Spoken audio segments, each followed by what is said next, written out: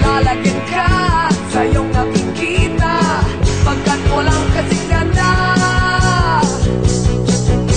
Nagulat nang ito ay marating ko, para bang ako'y natawa. Ang programang ito ay rated SPG. Striktong patnubay at gabay ng magulang ang kailangan. Maaaring may masiselang tema, lengguwahe, karahasan, sexual, horror o droga na hindi angkop sa mga bata.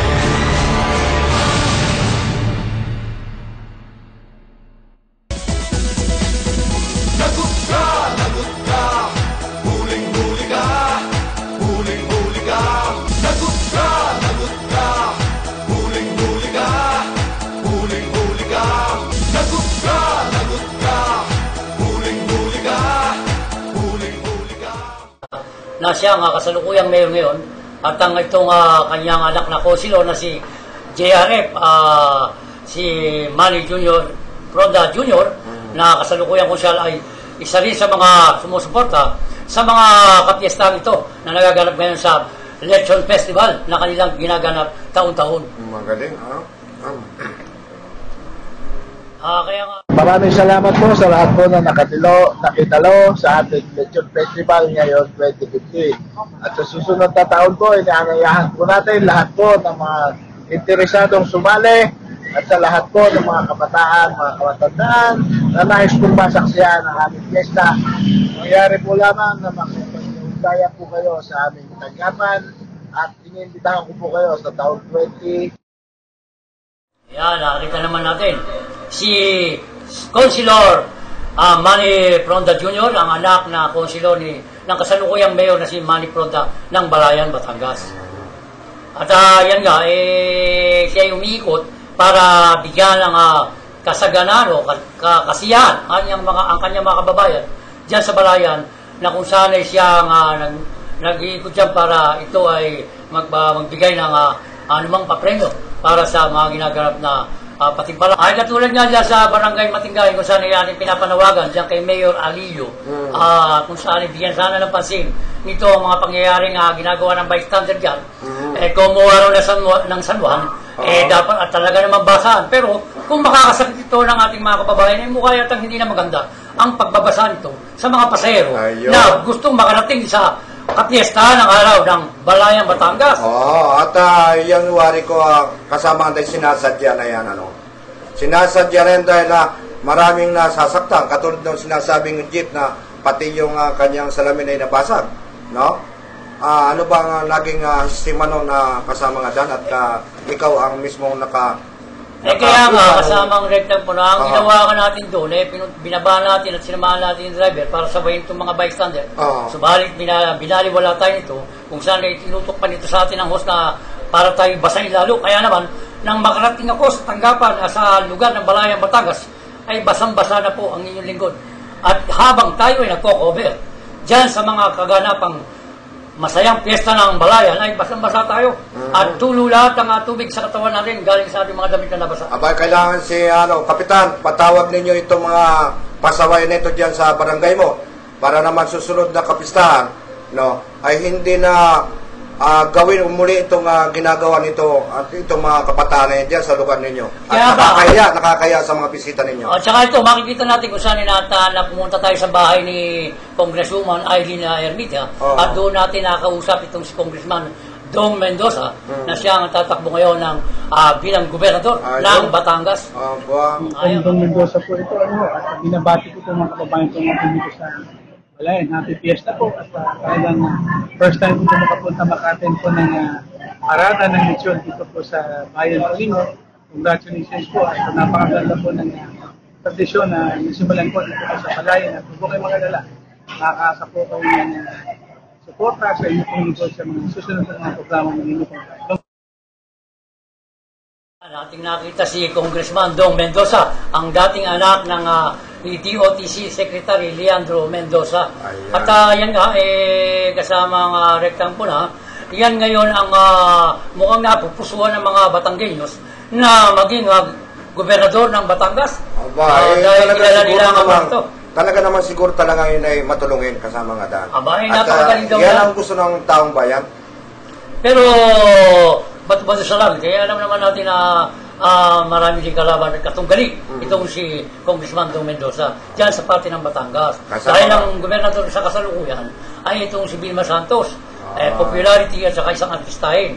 Artista yan. Kaya medyo total naman, tapos na ang termino, kaya may posibilidad na makamit itong si Congressman Dong Mendoza ang pagiging isang gobernador ng Batangas. Ng Batangas. Okay. At ayan, makikita naman natin kasama ang rektang puna, yung ating kinocover, yung magpunta tayo at paghandaan tayo ng pagkain dyan sa bahay ni Congressman Eileen Ermita. At nakita nga natin yan, dyan natin nakapanayam ng personal si Congressman Dong Mendoza, kung saan maraming mga tauhan, mga iba't ibang nanggagaling ng bayan ng Batangas ang nagpupunta dyan para mamiesta sa bahay ni Congresswoman Eileen Ermita, na anak ni dating Congressman Eduardo Ermita. Ayun, napakaganda ng kanyang paglilingkod sapagkat mga taong bayan ay lumalapit sa kanya kasama nga daan.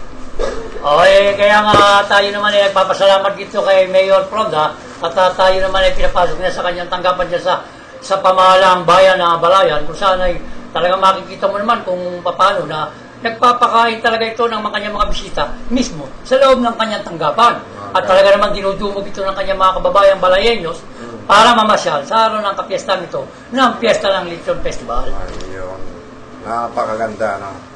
Okay, meron tayong maya-maya na kasamang rekta po na, meron tanggapin tayong isang pag-uulat mula sa impilan, sa labas na impilan, kung saan ay nariyan yata ang ating kasawang si Dryan Zamora na nag-iikot-ikot at kumukuha ng mga balita dyan sa field, dyan sa mga nasasakupan dito ng parte ng Batangas at Laguna.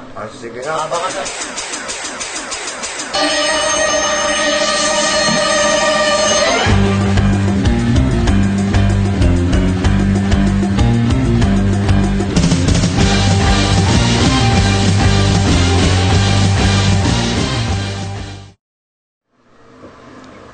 Okay, andyan ba ang ating kasamang si Dryan Zamora? Dryan, pasok.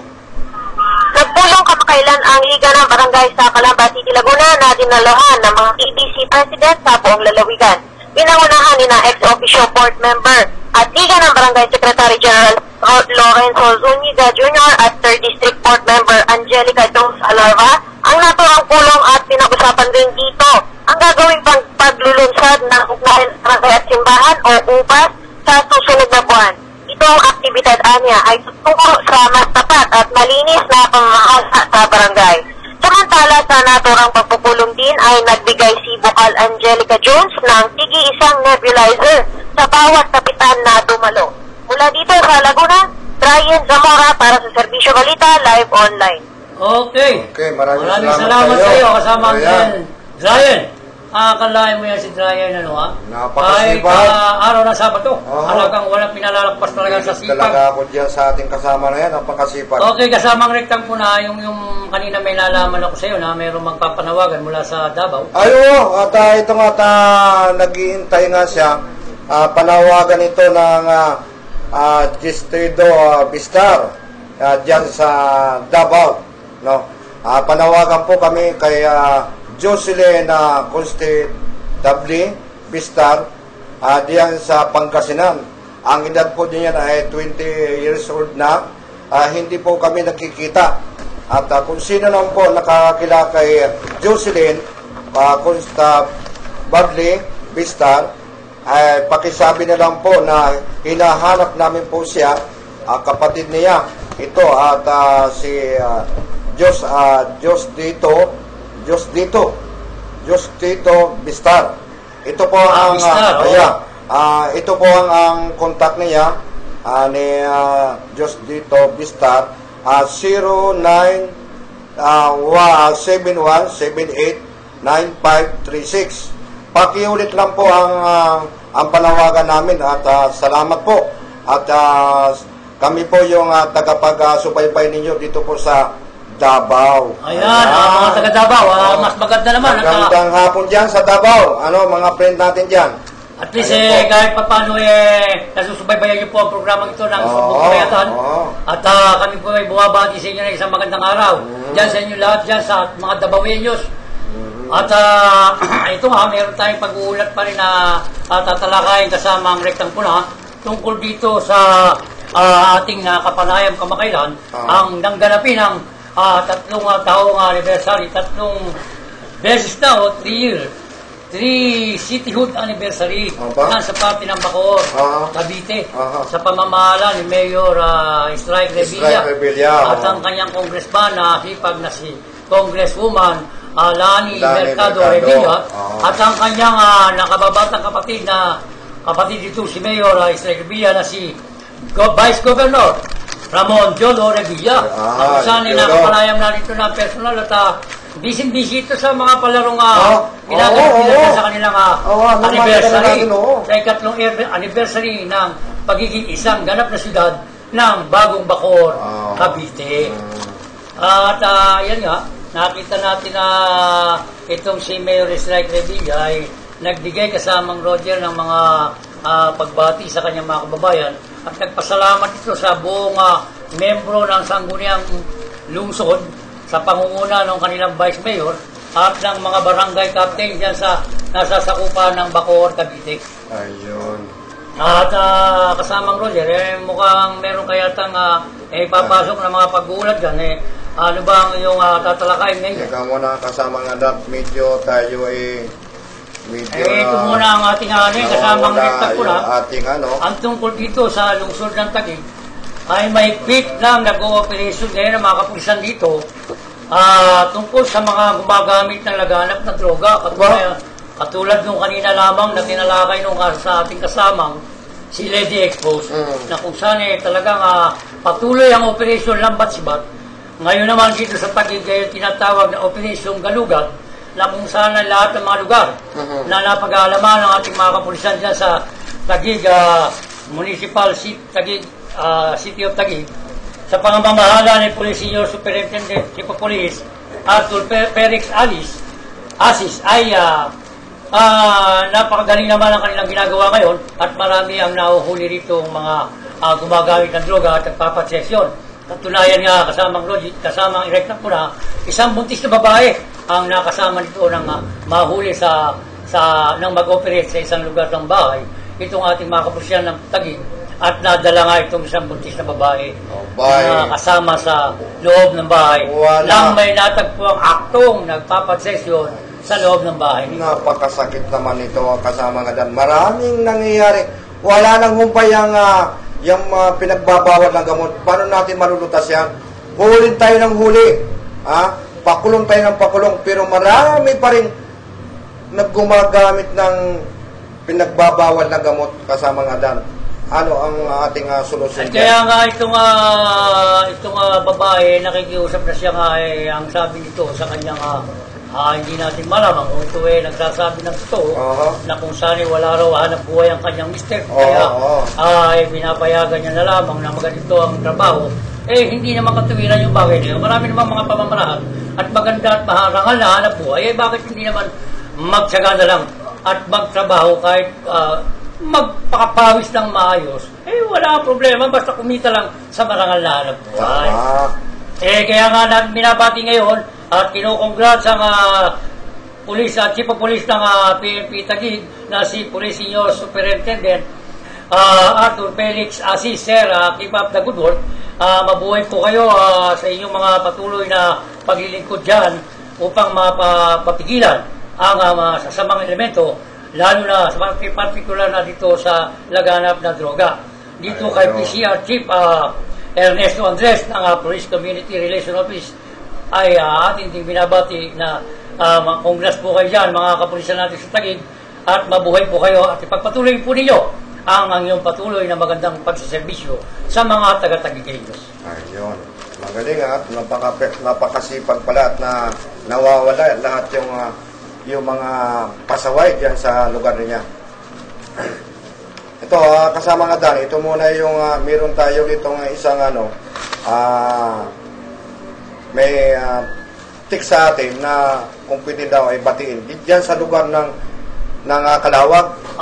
Sa Calawag. At itong nagmamagandang loob, itong mga pasahirong, itong mga jeep na mayroong wifi, no? Napakaganda itong ginagawa nila sa mayroon ng wifi yung mga jeep. Tuwang-tuwa itong mga pasahero dahil sila ay nakaka-connecta doon sa kanilang mga mahal sa buhay.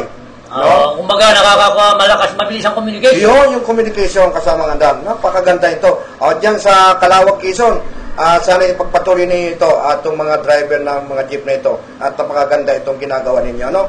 Ayan, kasama ng Dan. Maganda yung ginagawa ng mga driver ng jeep sa biyaheng Quezon. Pero kamakailan lamang kasama mga rekta ko na dyan sa parte ng Lipa City kung saan kahapon ay ating napagalaman at may nakarating sa ating mga pag-informasyon na may binaril dyan. Isang presidente ng TODA.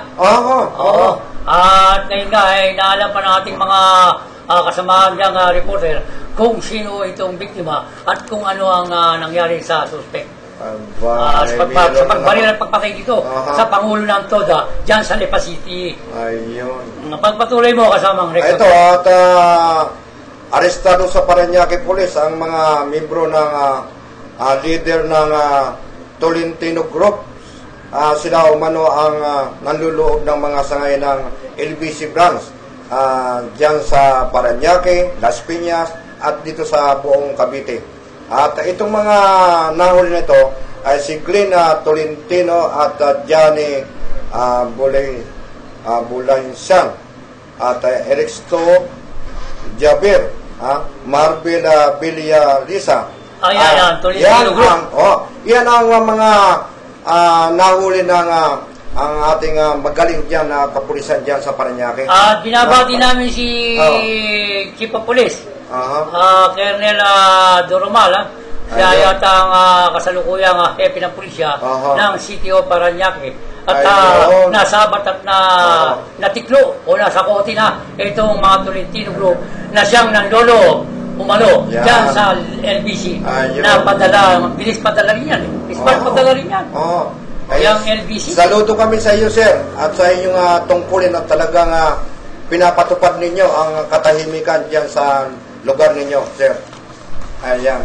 Binabati nga pala natin muna kasamang Roger yung ating mga suki na patuloy na sumusubaybay at dyan sa parte ng Cavite, dyan sa Imus, sa mga anak ng ating kaisamang si Lady Expose. At saka yung ating kamag-anak mo sa Europe, di ba?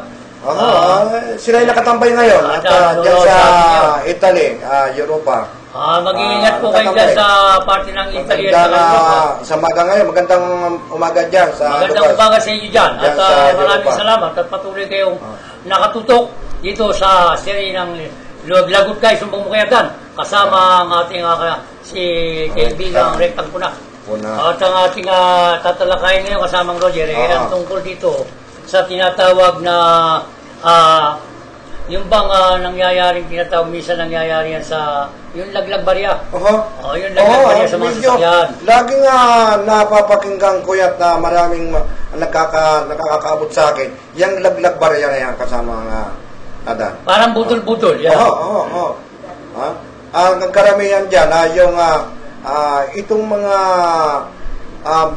mga kabataang itataga sampuang gabay ito. Ang mga dumadali dyan sa naglalaglag kunyari yan ang barya. Pagka habang nalaglag na ang barya kasamang rekta pula, nakatingin ngayon dito yung mga pasahero sa mga nagkakagulo ron habang pinagsasamantala naman ng mga kasama ng itong laglag barya na dinudukutan naman at kinukunan ng mga alahas itong ating mga kababayang pasahero sa mga sasakyan. Talagang hindi na ito mapukusay itong gawain ganito.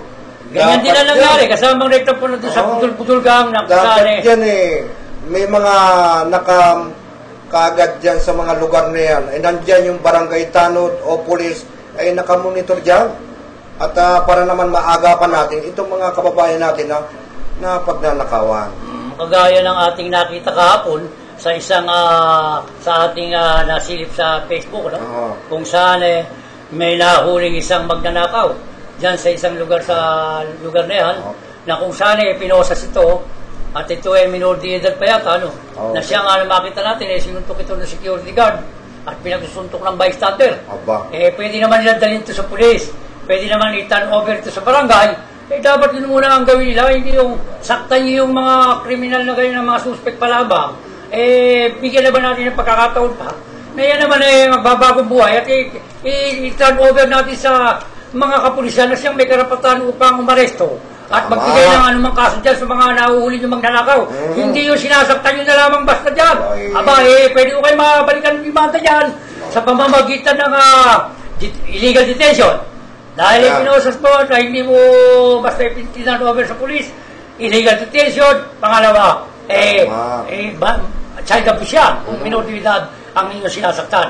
Diyan sa security guard na nananakit dyan, ay nako, mag-ayos ka sir. Pag nalaman namin na ispatan namin ang pangalan mo at ayos ng security agency mo, ay babatikusin ka namin dito. Wala kaming sisinuhin dito kapag mali ang iyong pinakikitang sistema na wala sa ayos ang iyong pamamaraan. Tama. Komersyal muna tayo, kasama nga dyan. Okay, isang komersyal muna mga suki at kami po ay muling babalik.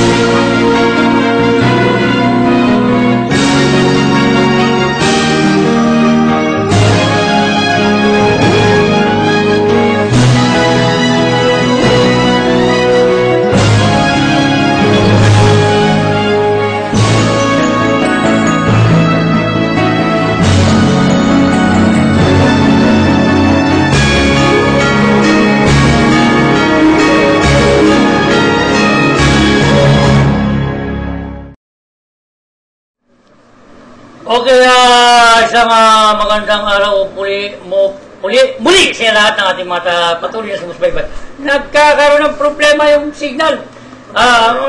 Mga naming mga suking taga-subaybay, atin po muna binibigyan pagbati itong nangyayari kahapon ng opening ng volleyball sa multipurpose hall sa Binyan, dyan sa Binyan, Laguna, na inisponsoran nitong batang-batang ating mga mabubuting na lingkod na si Dada Reyes.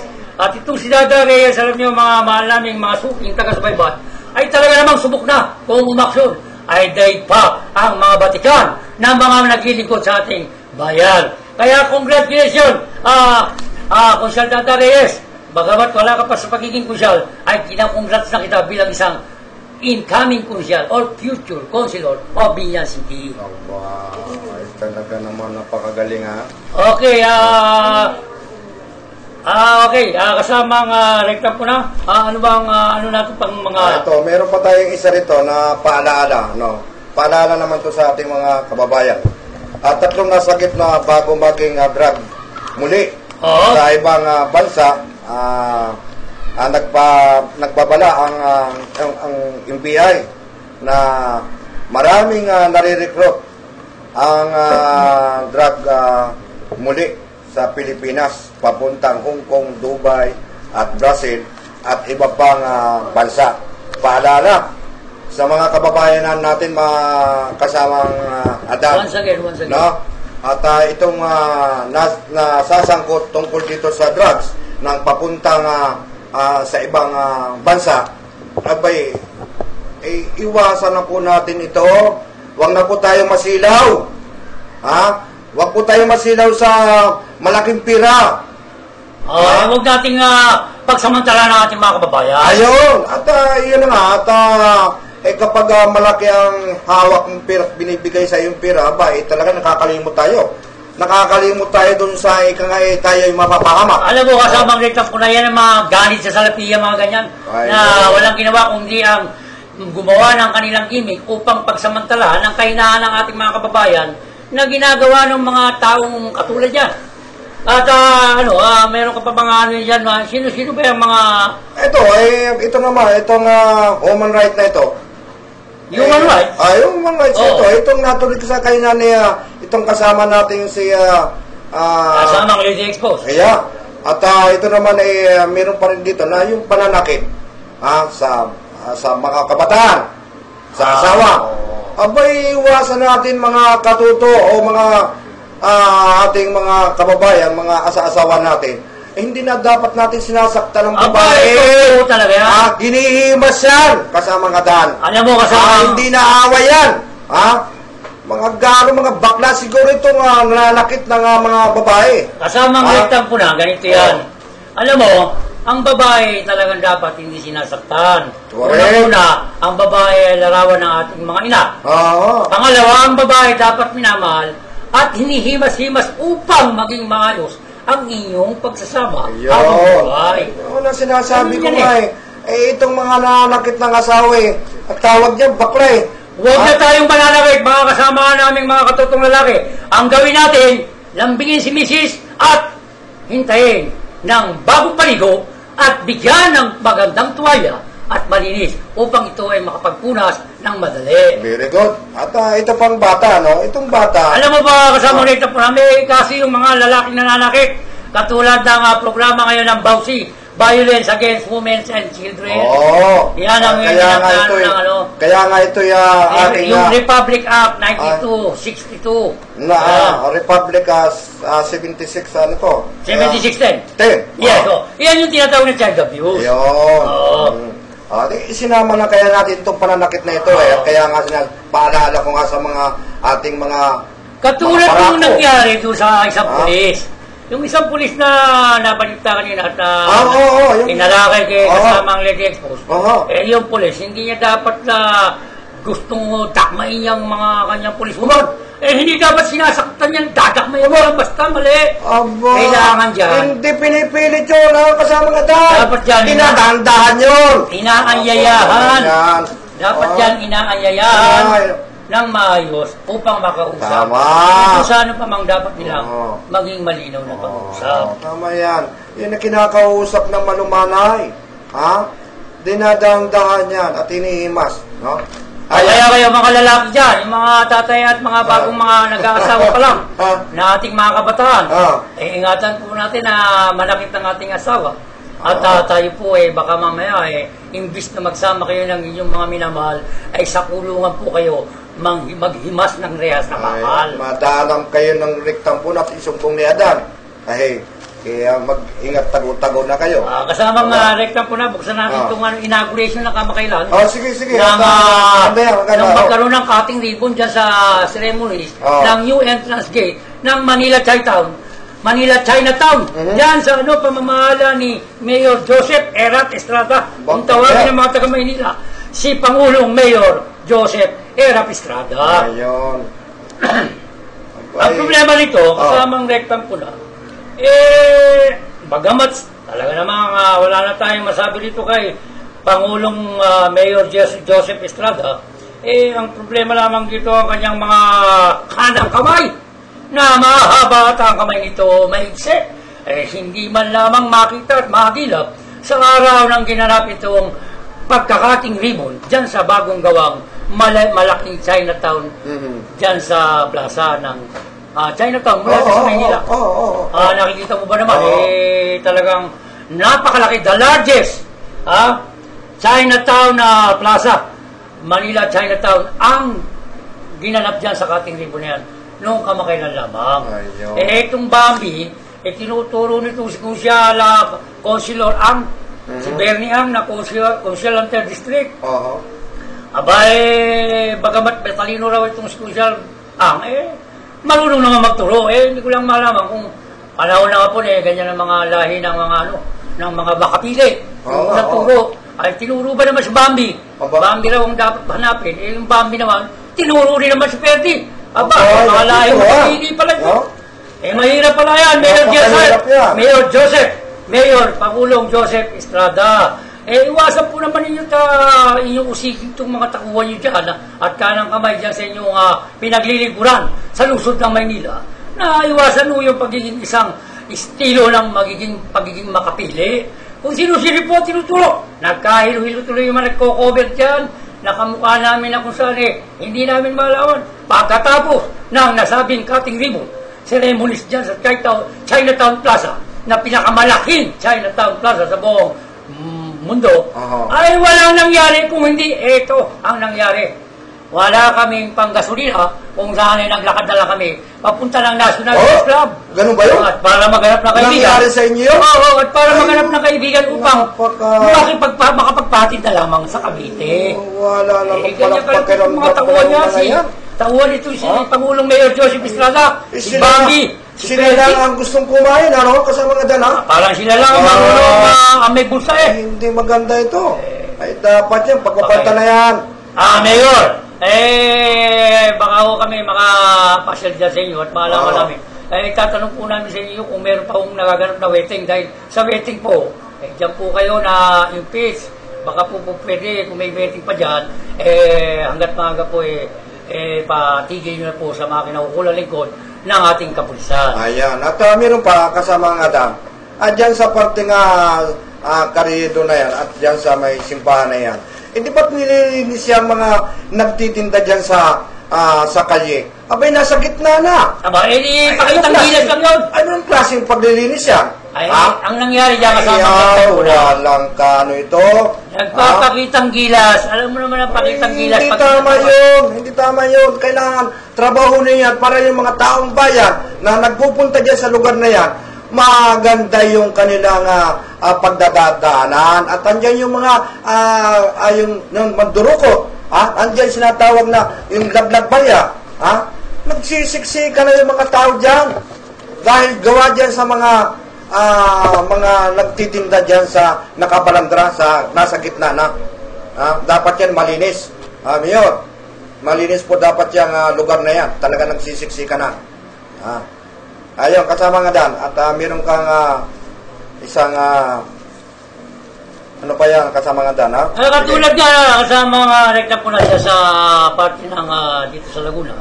Kung saan may mga pulis tayo na pagkatapos ng iulat at bigyan ng magandang kredito o tinatawag na ipinakita natin ang mga ginawang magaganda dito sa kanilang mga nasasakupang impilan, kung saan mukha yata mga tutulog-tulog ito na hindi yata alam ang gagawin bilang mga matatagal na sa serbisyo, bilang hepe ng pulisya sa isang bayan at lungsod. Dapat sa mga yan bigyan ng pamamaraan upang yan ay matakuhan at makaalala naman na kung wala ang media ay wala rin silang makikitang promotion. At hindi nila malalaman kung ano yung kanilang mga ginagawa at nagiging accomplishment nito bilang sila ang mga may kapangyarihan na siyang gumaganap sa isang bayan at lungsod. Tama. At kami nagpapaalala lang dyan sa mga lugar ng bayan-bayan tungkol dyan sa mga headquarter ng ilan nating mga kapulisan. Dumaan dyan ang Rectang Punat at sumpong mo si Adan, baka po kayo makita yung ginagawa ninyong asal ninyo dyan at hindi nyo pinapansin ang taong bayan itong nagreklamo at sa amin ay nagsumbong, ito po ipapahabain namin. Kapwa patawad po tayo, ito po ay tagayin ito kasama Rectang Punat, isang mayor tinuluyan, budget ng Bayas at Sanggunian ng Candaba dito ay iniipit nitong si Mayor. Aha. Kaya naman tinuluyan itong si Mayor. 2 taon na nga ginikipit nitong si Mayor. Itong ni Mayor Rene Manlagi ang pondo ng kanilang opisina at ng Sangguniang Bayan ng Candaba dyan sa may Pampanga. Wow. Yan ang nagiging malaking problema ngayon ng mga punong lungsod at ng pangalawang punong lungsod na kung saan nangyayari ito ngayon sa kasalukuyan, itong ating Pangulo at itong ating Vice President na kung saan parang mga batang nagbabangayan. Hindi malaman kung sino ang marunong at sino ang talagang nagsasabi ng totoo, ay ang ating Pangulo o itong ating pangalawang Pangulo. Iyan ang sinasabi ko At tayo yung sobrang talino, no? Yung sobrang talino, nagpapagalingan sila. Hindi, lito na ang taong bayan kung sino ang kanilang ibubuto sa ganyang pag-uugali, no? Tulig sa dito, kaliwa dito, kanan dito, hindi na malaman ng taong bayan. Kasama nga Dan. Kaya nga kasamang rektam ko na, iginihit ni Evangelista na pawang magkakasabwat sina Manlagi, Mayor Manlagi ng Municipal Budget Officer na si Rudy Tabigting at tresurera nito na si Lorna David sa panggigipit at pag-iipit sa pondo sa ilalim ng RA 7160 o Local Government Code of 1991, ang vice alcalde na siyang presiding officer ng Sanggunian ang may karapatan na pumirma ng pondo mula sa Municipal Treasury para sa itinakdang gastusin sa operasyon ng opisina ng pangalawang punong bayan at Sangguniang Bayan o Sangguniang Panglusod. Ang nangyayari, mukha yatang itong mga punong lusod at mga mayor ng bayan sa mga bayan-bayan dyan, mukha yatang kapag hindi nila kaya itong vice mayor, iipitin ang pondo para ito, huwag makamove o huwag ganyan ang nangyayari. Maraming bayan-bayan na nangyayaring ganyan, partner. Dahil sa pondo na yan, sila nagtatalo dyan at kung sino talaga ang gusto umupo, nagkakaroon pa dyan ng patayan. Kasama nga Dan, sila lang ang makaupo sa isang bayan. Ayan ang ugali natin, gagayahin tayo ng mga bagong sibol. Gusto umupo din sa pamalaan at nandyan ang pira. Talagang wala na mangyayari sa ating bansa kung ganyan. Tayo ay nagbabangayan. Kaya nga ito kasama nito, gayun man sa kasong sa Candaba, ayaw ibigay ng mayor ang pondo na nakalaan sa Vice Mayor at Sanggunian. Salit, binawasan pa ito ng halos 50% sa kabila ng nadagdagan naman ang ira ng Candaba at lumaki ang budget ng bawat departamento. Tinanggalan din ng job order voters ang tanggapan ng vice alcalde sa office order na 16/2014 or Oral Government Code of the Philippines. At sa opinion na rin ng Department of the Interior and Local Government, ang kapangyarihan na pumirma ng cheque, warrant o disbursement voucher na kaugnay sa lahat ng gastusin ng Office of the Vice Mayor, Sangguniang Bayan ay nasa mandato ng Vice Mayor. Kaya dapat, kung ang Mayor, huwag makikialam sa anumang gastusin ng mga pangalawang punong bayan nila o ng Gobernador man o ang pangalawang Vice Gobernador man. At ito nga pala ating babalikan kanina, mga kasuki. Ang kanina lamang na umaga, yung opening ng volleyball sa multipurpose hall na ginanap dyan sa Binyan, kung saan sa pangunguna ni Dada Reyes, ay nagkaroon po ng magandang okasyon at naging successful po ang volleyball dyan sa nasasakupan ng multipurpose dyan sa Binyan, Laguna, sa City of Binyan, sa pamamahala ni Mayor Len Alonte. Yan, kasamang Roger.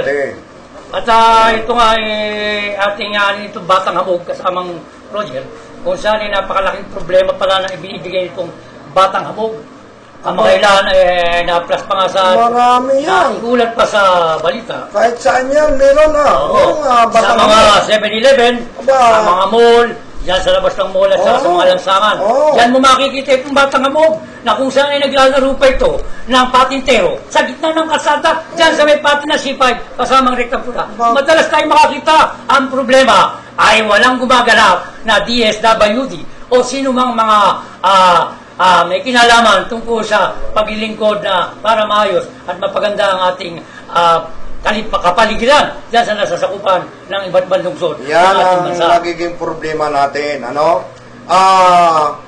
Uhulihin nila itong mga kabataan nito, kasama ang Adan. Pero pag di nila, nadala na nila, nagiging problema ito dahil kaya ito pinapalabas ulit dahil wala daw pundo. Walang pundo at wala silang maipakain, kaya ganyan, dumadami yung mga yung mga batang hamog na yan.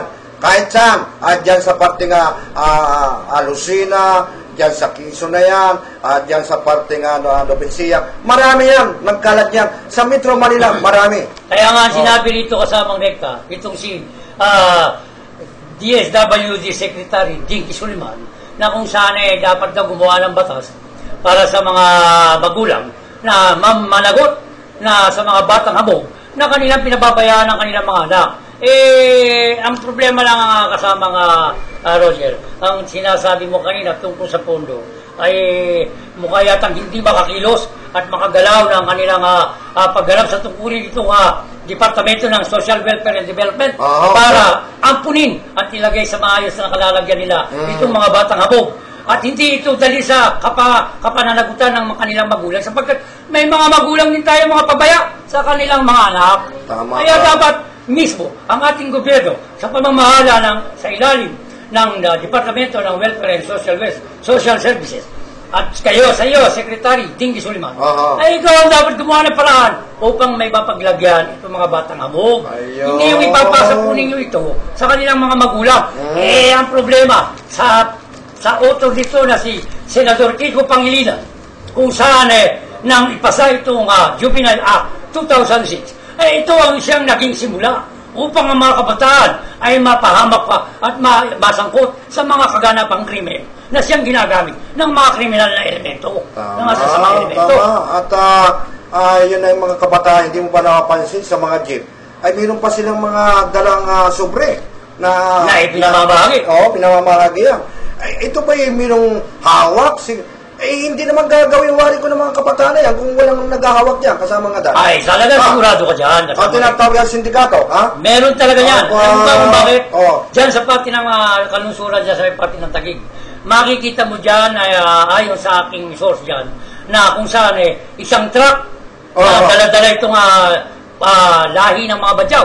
Yan, ang badyaw. Saan bababa ito sa lugar ng malayong lugar dito sa Taguig, kung sana ikakalat itong mga badyaw na ito upang mga labi at tumingin ng limos.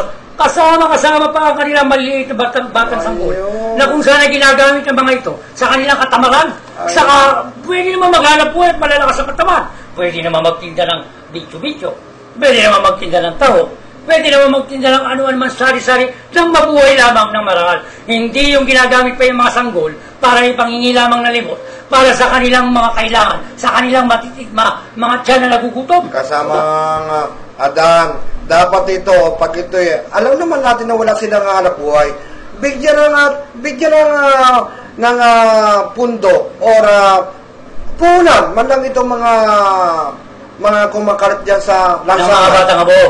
Alam mo, kasamang rektang muna. Hindi sila Maawat muna kita kasamang rektang muna.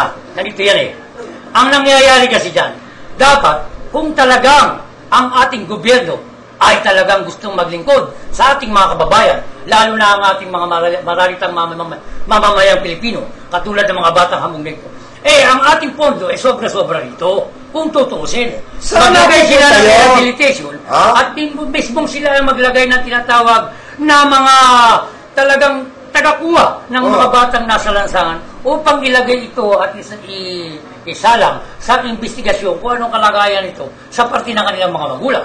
Kung makikita naman ito, ang mga magulang ito ay walang kakayanan na buhayin ang mga batang ito at sa kanila ito bigyan ng pagkakatulungan. Okay. Ganun. O kaya bigyan nila ng, ibalik nila sa kanilang bayan. No? Bigyan ng uli ng pamasahe yan. No? Ibalik sa kanilang bayan at doon sila magsimula.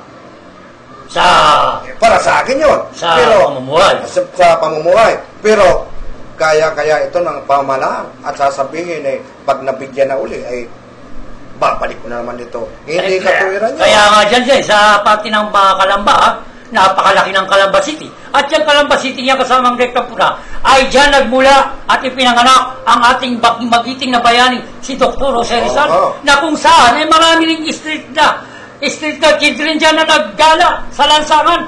Napakalaki ng Calamba City. Dapat ang mismong gumagalaw na sa pamahalaan o Departamento ng Social Services dyan sa pamahalaang lungsod ng Calamba ay alugayin itong mga batang ito na street children para naman hindi nagkalat na hindi maganda at medyo pangit sa paningin ng ating mga kababayan na nanggagaling pa sa iba't ibang lugar at nakikita ang kalagayan ng Calamba City na isa sa kilala na maunlad at malaki ang income nito sa buong Laguna. Correct.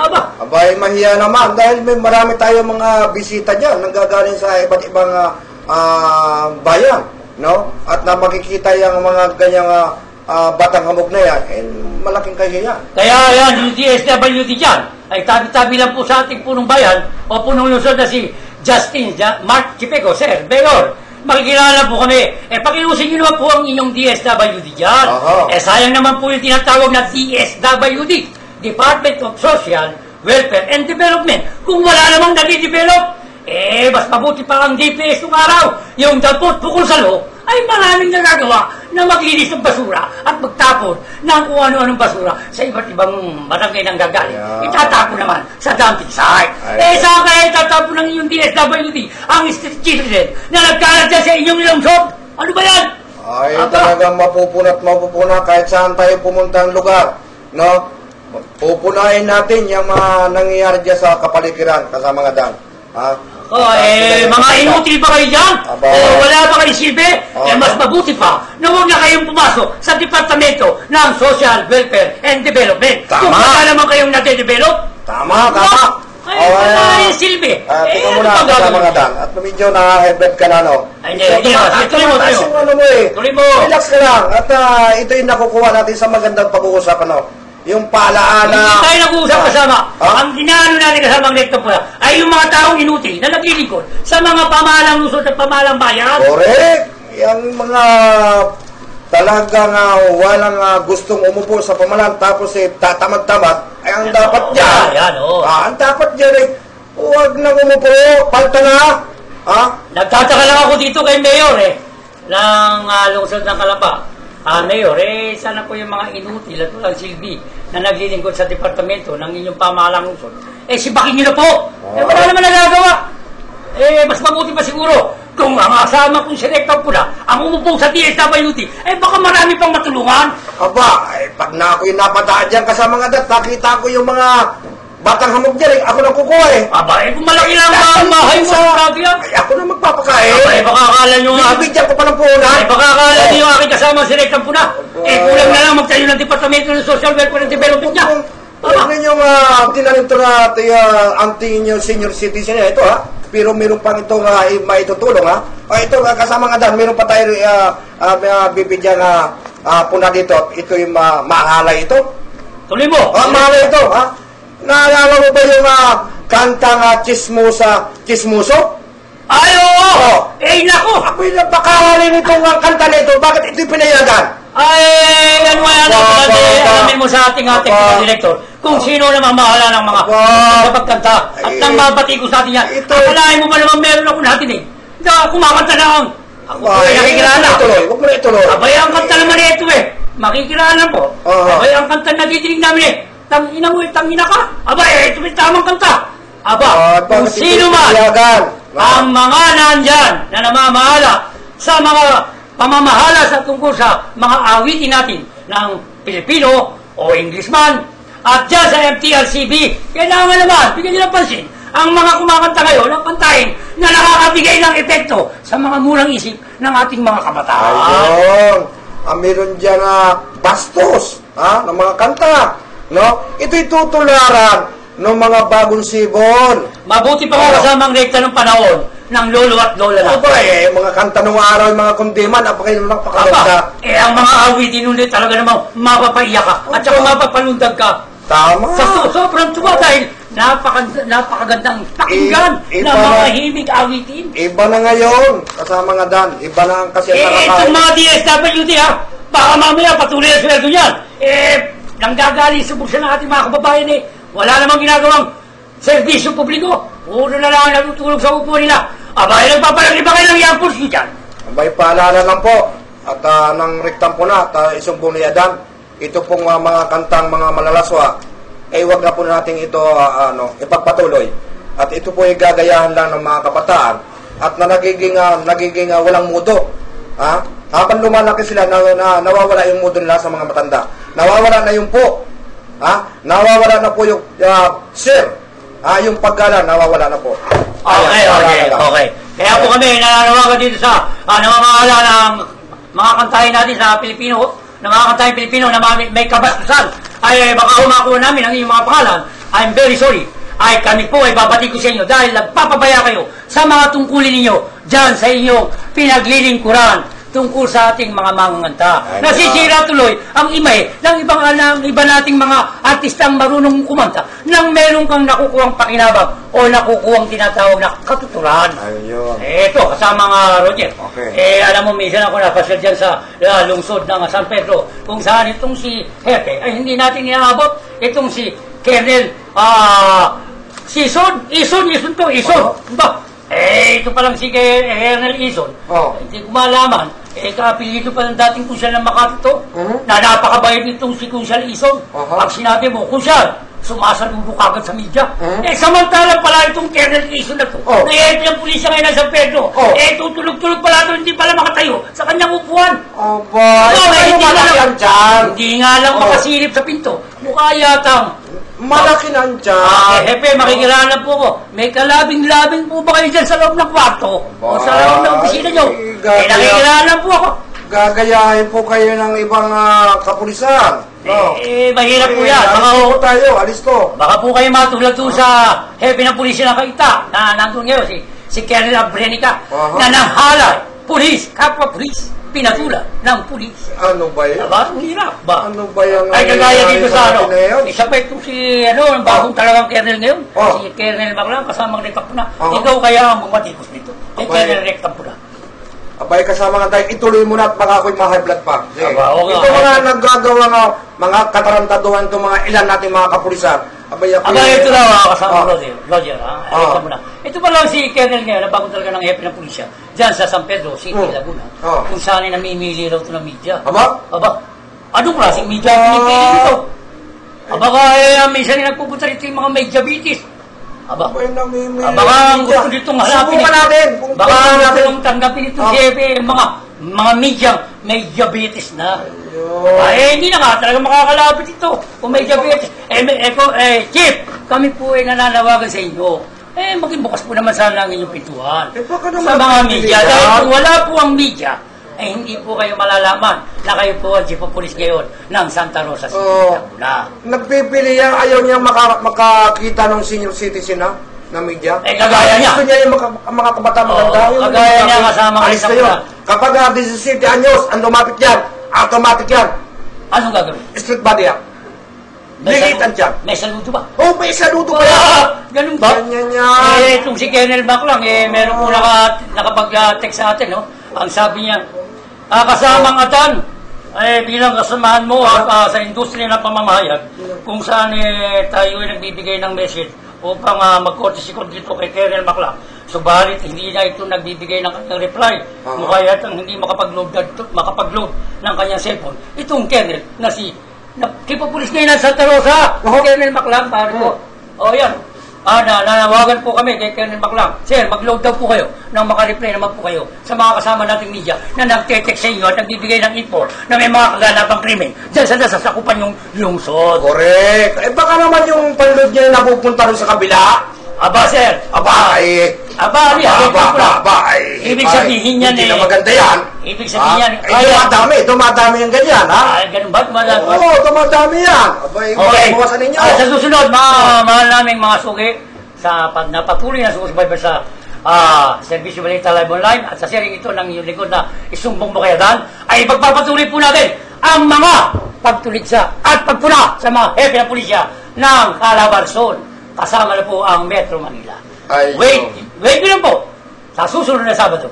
Ito po, ako ay nagbabati muli ang inyong lingkod na isumbong mo kaya dan at ang ating kasamang Rectampuna ay magpapaalam mula. Ayun. Yan ang sinasabi ko. Napaka-igsi ng oras natin kasama nga dan. Dapat marami pa tayong mapaalalahanan sa mga nagkakamali at nakakagawa ng mga anomalya. Magandang hapon sa lahat ng nakaantabay sa serbisyong balita, live online, at isumpong mo kay Adam at Rectam po na. Magandang hapon po sa inyong lahat. Okay, kaya nga, masuki namin taga-asmaypan. Huwag po ninyo kaliligtaan. Sa susunod po na inyong tatalakay ng inyong likod ay tungkol sa mga hepe ng pulisya. Aataduhin po natin at iisa-isahin natin ang mga ginagampanan niyang tungkulin sa kanilang nasasakupang bayan, lungsod, maging sa Metro Manila at sa parte ng Calabarzon. Kapar po, mabuti! Nagpaalam po. Saludo kami. Ayun. Ang inyong likod. Ito po, si Adad Gabato. Isang magandang hapon at magandang araw po sa inyo lahat. Mabuhay po kayo! Mabuhay po kayo. Puto natin.